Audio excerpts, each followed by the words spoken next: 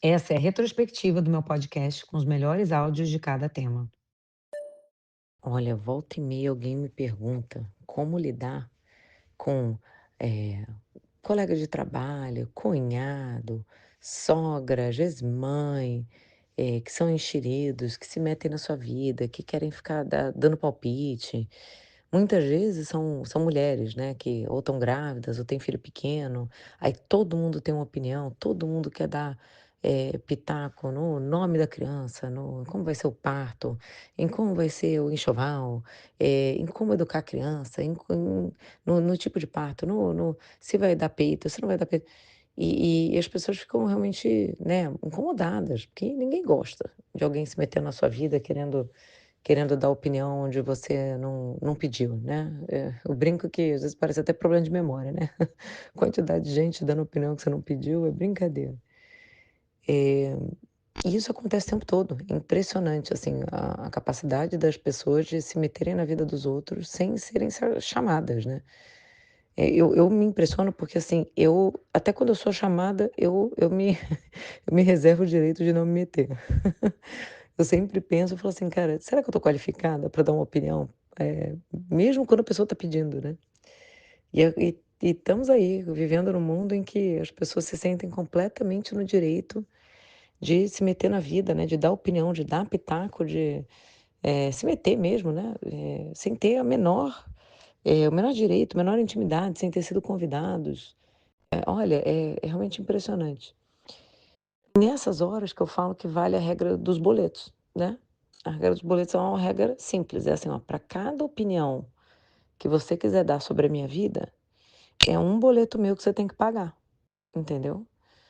Porque não faz o menor sentido você querer opinar, você querer se meter na vida de uma outra pessoa, se você não tá pagando aquela conta.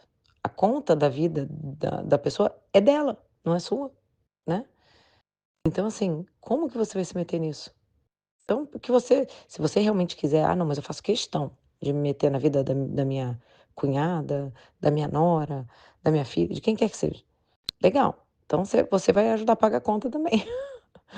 É o fim do mundo, a pessoa quer botar o nome da criança, mas o boleto da escola não vai pagar, né.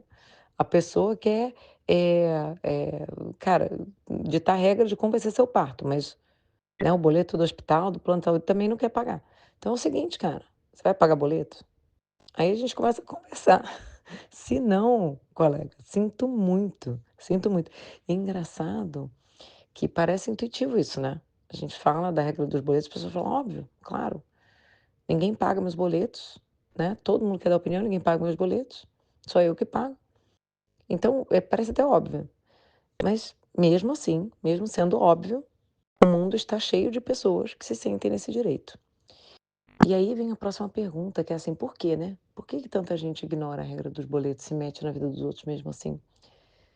E eu acho que é aí que está o pulo do gato, é a parte que não é óbvia dessa história, que é o seguinte: as pessoas se metem porque a gente deixa, porque às vezes a gente até convida elas a se meterem. Aí você vai falar assim: "Não, Cris, mas eu não convido não, imagina que eu deixo as pessoas se meterem, que eu estou pedindo". Você está sim, porque quando você vira para sua cunhada, para sua sogra, para sua mãe, para o seu colega de trabalho, para quem quer que seja, e fica lá falando da sua vida, fica lá falando dos seus problemas, fica lá comentando o que você está fazendo, você está dando abertura, você está dividindo a sua vida com aquela pessoa. Você está justamente abrindo espaço para ela vir se meter. Então, sim, você tá fazendo, você está deixando. Você pode estar muitas vezes pedindo.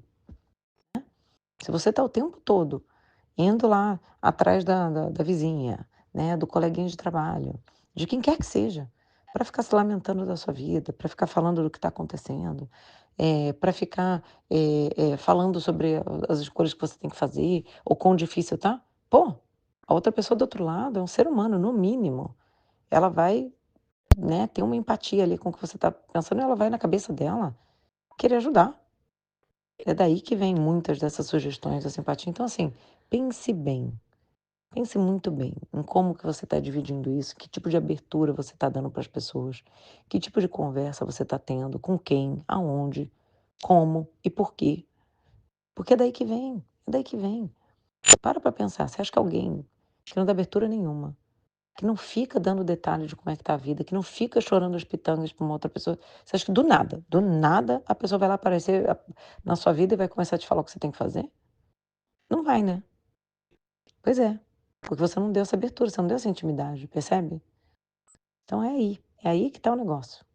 A regra dos boletos ela existe, ela é óbvia.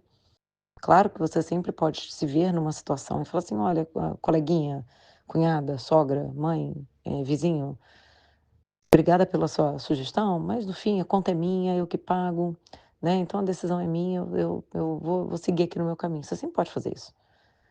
Mas muitas vezes é melhor você avaliar o que você está fazendo antes de você se ver nessa situação, para evitar que ela aconteça de novo no futuro.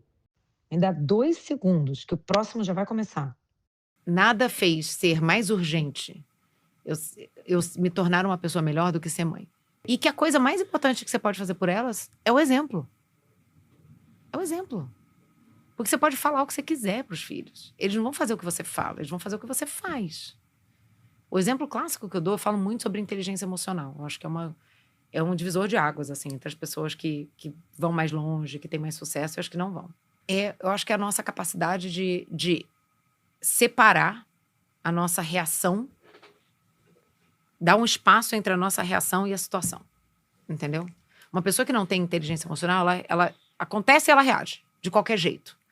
Entendeu? Muitas vezes da pior maneira possível. E isso só piora a situação dela, só coloca ela numa situação cada vez pior. Entendeu? Eu acho que a inteligência emocional está nesse espaço que a gente cria, que a gente consegue abrir entre, ok, isso aqui está acontecendo comigo. O que é isso que está acontecendo comigo? O que isso significa? De onde isso está vindo? O que isso está me fazendo sentir? Que cenários eu tenho aqui agora? De que maneiras eu posso reagir? Qual é a melhor maneira que eu posso reagir para ter o melhor resultado dessa situação, o menos pior resultado dessa situação? Isso é inteligência emocional. Aí eu falo, não tem nada mais importante para eu passar para as minhas filhas do que isso, tá? Eu levei muitos anos para aprender isso. E aí você fala, legal. Aí você vai ficar recitando o livro de inteligência emocional para elas? Não, você vai ser inteligente emocionalmente, você entende? Então, não adianta você falar, eu quero muito que as minhas filhas tenham inteligência emocional. Aí acontece alguma coisa com você, você dá um chilique, histérica, se desorganiza, as crianças te veem completamente fora do controle, completamente desorganizada. Elas vão aprender o quê? Que é assim que você reage quando alguma coisa de ruim acontece, entendeu? Tem uma colega querida que recentemente ela me ligou, me mandou uma mensagem no WhatsApp e falou, Cris, posso falar com você? E eu até estranhei, né, porque não é comum. E resumindo muito a história, ela estava nos Estados Unidos para embarcar para um cruzeiro da Disney. Ela me ligou por causa da história da Disney. E que era o sonho da vida dela e do filho. O único filho, ela estava levando, não sei o que, eles iam passar uns dias na Disney, iam pegar um cruzeiro pro Alasca, não sei o que, não. Resumo, ela não se tocou que ela precisava de um visto canadense para entrar de volta no Canadá via marítima. Porque realmente, se você entra via aérea, se você tem visto americano, você não precisa. E aí ela descobriu isso assim, 2 dias antes dela embarcar. E ela estava completamente desorganizada. Ela não sabia o que fazer com aquela... Assim, ela estava desesperada. E ela falou assim, Cris, você consegue pensar em alguma coisa? O que dá para fazer e tal? Eu falei, olha, vai na embaixada, né? Vai no consulado do Brasil, vê se tem...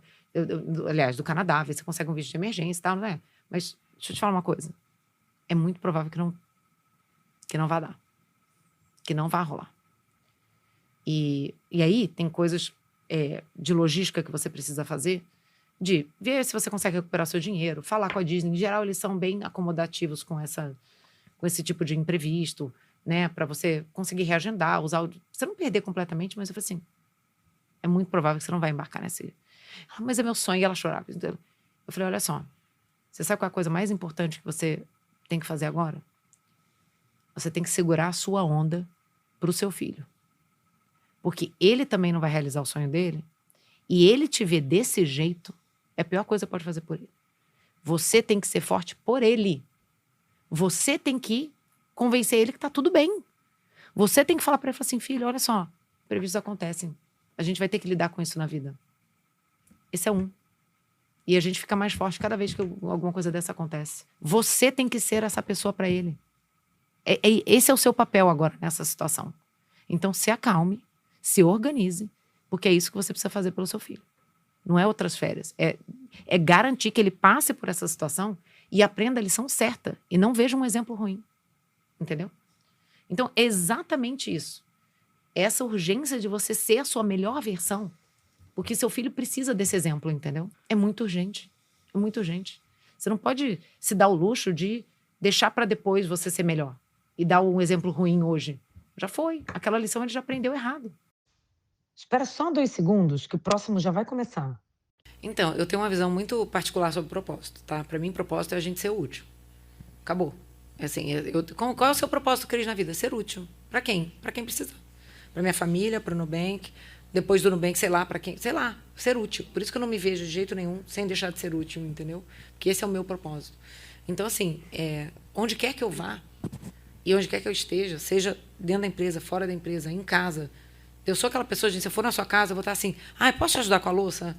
Posso recolher esse prato aqui? Eu posso fazer não sei o quê? Eu estou sempre querendo ser útil, entendeu? Então, esse é o meu propósito. Eu acho que não tem nada de errado as pessoas trabalharem para ganhar o dinheiro que elas precisam, para viver a vida delas. Eu acho que é um negócio que, com essa onda de todo mundo ficar falando de propósito, que às vezes parece um negócio super etéreo, as pessoas demonizaram um pouco quem trabalha. Gente, está tudo bem. Está tudo bem você trabalhar, ter um trabalho digno, que você gera valor e você é remunerado. E você tem a sua vida, você paga suas contas, você cuida da sua família, está tudo bem. Tudo bem. Perfeito, maravilhoso. Assim, é para ser assim, tá? E se você tem vê na sua vida, né, alguma coisa específica que te chama, que você encontrou ali uma conexão especial com algum tema e você teve a maravilhosa oportunidade de trabalhar com isso, então, melhor ainda. Entendeu? Mas eu acho que tem uma turma que pira nessa loucura de propósito, não sabe qual é o propósito, precisa encontrar o propósito, aí vai trabalhar, aí acha que não tem propósito ali, aí não quer trabalhar. E isso, para mim, é o que não faz sentido. Entendeu? Ainda 2 segundos que o próximo já vai começar. Tinha uma versão dessa pergunta que as pessoas me perguntavam, falavam assim, qual que é o maior super... se você pudesse escolher um superpoder, voar, ler pensamento, né? Ficar invisível, enfim, né? Se pudesse ter qualquer superpoder, o que você gostaria? E eu falava assim, olha, eu ia querer comer sem engordar. Que delícia. Não é? Tem algum melhor que... Pois é, não, mas tem, calma. Eu vou evoluir assim. Esse é muito maravilhoso, gente, não é? Imagina, não ter que fazer dieta, não ter que fazer exercício. Então, aí depois depois que eu virei mãe, eu comecei a pensar que o superpoder que eu queria, até para quem viu o Encanto, era o da mãe lá, da Mirabel, que é poder curar os filhos. Quando você vê um filho doente, meu último bebê ficou 2 semanas na UTI depois que nasceu, precisou de transfusão de sangue, enfim, esse é um superpoder que a gente queria muito, né? Porque, assim, é muito difícil ver um filho doente, ver alguém na família muito doente. Mas também não temos esse, né? Não vai rolar, né? Eu acho que aí, pensando assim no que nós, réis mortais, podemos desenvolver em termos de poder, eu, ultimamente, tenho pensado muito sobre o nosso poder de aguentar dor, né? Eu falo dor, não dor física necessariamente, mas assim, dor, esforço, né, sacrifício, porque quem consegue aguentar muito consegue conquistar mais, entendeu? Tudo, desde um corpo mais bacana, né? Todo mundo quer barriga de tanque, ninguém quer treinar, né? Ninguém quer fazer dieta, ninguém quer se matar lá na academia. Todo mundo quer conquistar alguma coisa profissionalmente. Ninguém quer morrer de trabalhar, né? Então, assim, a nossa capacidade de aguentar problemas, dores, né, dificuldades, eu acho que é um poder muito grande. Seja pelo que você consegue conquistar, seja pela sua própria saúde mental, entendeu? Porque, às vezes, não é nenhuma conquista, é só downside mesmo, entendeu? É uma doença muito grave que você está passando ou que alguém tem que passar. E a sua capacidade de suportar aquilo com graça, com leveza, eu acho que é o maior poder que alguém pode ter. Entendeu? Ainda 2 segundos, que o próximo já vai começar. Muito, gente. O ambiente importa muito. É engraçado que eu levei muito tempo a perceber isso. Muito tempo. Eu acho que é uma coisa que a gente, instintivamente, a gente não quer acreditar. Né? A gente quer falar assim, não, imagina, eu sou eu. Eu tenho a minha personalidade, eu tenho os meus valores, eu tenho as minhas crenças, eu vou ser eu onde eu for. E a real é que não é. Não é. Você está num ambiente melhor ou pior faz muita diferença para a nossa vida. Porque você está ali cercado de gente que normaliza algumas atitudes, alguns comportamentos. Daqui a pouco, no começo, você até estranha. Você até fala, poxa, né? Mas com o passar do tempo, você também começa a achar normal. Você também começa a replicar um pouco daqueles pensamentos, um pouco daqueles comportamentos. Faz muita diferença. Experimenta você estar num time. Eu já tive nesse time. Que todo mundo ali, seus pares, está todo mundo negativo, reclamando o tempo inteiro, tudo achando ruim, não sei o quê. Cara, é horrível. A tua entrega cai. Daqui a pouco você também está reclamando, você também está achando aquilo normal, você também está vendo defeito em tudo. E o oposto também é verdade. Você está num time que está todo mundo, cara, com uma atitude propositiva, querendo fazer. Não é que não tem problema, mas você vê o problema, você já pensa na solução. Ou você fala, cara, tá bom, mas todo lugar tem problema, vamos focar nas coisas boas e tal, não sei o quê. Cara, é água e vinho. É água e vinho, entendeu? Isso reflete na sua performance, reflete na sua carreira, isso reflete na sua saúde mental, entendeu? Faz muita diferença, o ambiente importa muito, muito, muito. E a gente fica negando isso. A gente fala, não, imagina, não é. A gente quer pensar que a gente não é influenciável, né? Exato. A gente acha que a gente é blindado. É o caramba. A gente é influenciável pra caramba.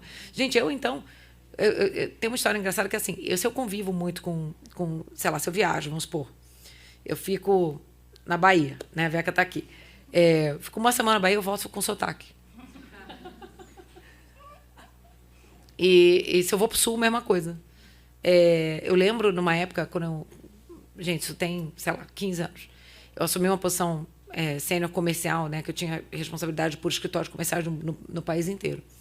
E eu tinha que ficar rodando, tipo a Vanessa agora está fazendo, sabe? Tipo, eu tinha que ir para Salvador, para Recife, para Fortaleza, para não sei o quê, né? E aí eu chegava lá, eu ficava, sei lá, uma semana com o pessoal do escritório lá. E aí no terceiro dia eu estava falando que nem eles. E eu ficava morrendo de medo, porque eu achava que eles achavam que eu estava sacaneando, entendeu? Que eu estava, tipo, imitando, sabe? Mas eu não conseguia não falar, cara. É impressionante, eu pego muito sotaque. Então, assim, um troço besta. Né? Imagina outras coisas. Não, gente, influencia muito. A gente é muito influenciável, muito, muito. Então, a gente tem que tomar muito cuidado com o que a gente normaliza no nosso ambiente, com o conteúdo que a gente consome, entendeu? Até com as nossas famílias. Outra coisa que eu sou neurótica é com o ambiente das minhas filhas, né? Então, assim, o ambiente da escola, quem são as amiguinhas, quem são as famílias, né? As minhas filhas, às vezes, a mais velha, né? As pequenas ainda não, mas a mais velha fala, posso ir na casa de não sei quem? Eu falo, não. Por quê? Não conheço a mãe, não conheço o pai, não sei o que está acontecendo lá, não sei como é que eles agem. Não. Até eu conhecer, não vai. Senão, não deixo. Né? Deus me livre. Agora corre lá no Instagram e me conta. O que você achou desse áudio? Você gostou? Te ajudou?